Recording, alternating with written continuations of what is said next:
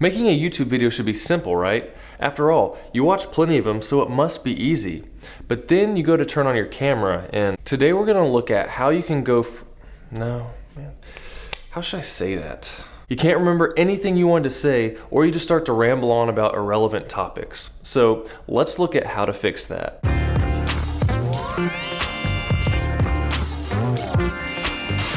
Hey everyone, Camber here, showing you how to use your camera to make good videos. And today I'm going to show you my process for scripting a YouTube video that allows me to record and edit as fast as possible while also getting maximum audience retention. I'm going to show you how I plan it to be as concise as possible without sounding like a robot, as well as planning out B-roll effectively to keep your video interesting. The first step is to come up with an idea and simply write down everything you want to say. Now, I have a lot of people telling me that they don't have time for this, or they do better when they just wing it, but if you type down everything you want to say so that you can go through it and see what actually needs to be there, you'll find out how much time is wasted and how much you end up repeating yourself. And part of this step in the process also includes researching anything necessary for your video to make sure that you aren't spreading any false information. Now it's time to organize everything in a way that cuts out any redundancies, as well as follow a format that will keep your audience engaged. Now this part takes the most time, but it will also save you a lot more time throughout the rest of the video creation process. The first part of organizing is figuring out what you're going to say or do in the first 10 to 20 seconds of your video to get people hooked so that they'll keep watching. Now this could be anything from leaving a cliffhanger to maybe showing a later, more entertaining part of the video to make people want to see what's going to happen. Like I did in the very first video of my brand new channel that in its first month has outperformed every video I've ever made on this channel. Ooh. Here comes the taste test. What do you think? Yum. You like it? Mm-hmm. There you go, even a 3-year-old likes it. After this, you can have some kind of branded intro, but this isn't really necessary. You definitely want to make sure that it's not too long, and I'm actually considering not using mine anymore so I can compare what the drop-off rate is like at the beginning of the intro. But this is totally up to you. However, if you do choose to use one, the most important thing is to keep it around 5 seconds at the most. After that, you can have a quick intro telling people who you are, and by quick, I mean quick. For example, this is what I used to say that was way too long. And if you're new here, this channel is all about teaching you how to use your camera to make good videos. So if that's you, consider subscribing. And now I've dropped it down to just a few seconds like this. Hey everyone, Camber here, showing you how to use your camera to make good videos. And then you need to start getting to the first points of your video right away. But please do not say, so let's jump right in, or, and we're starting right now.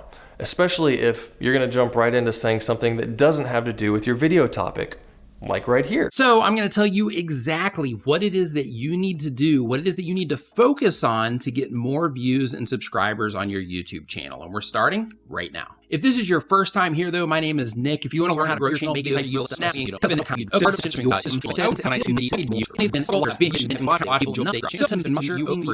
get more views and get more people subscribing to videos when they do watch them. When it comes to getting more views and subscribers on your YouTube channel, it doesn't really come down. Next is to find a way to work in a question for your audience so that they leave a comment, which helps with engagement on your video as well as the good old algorithm.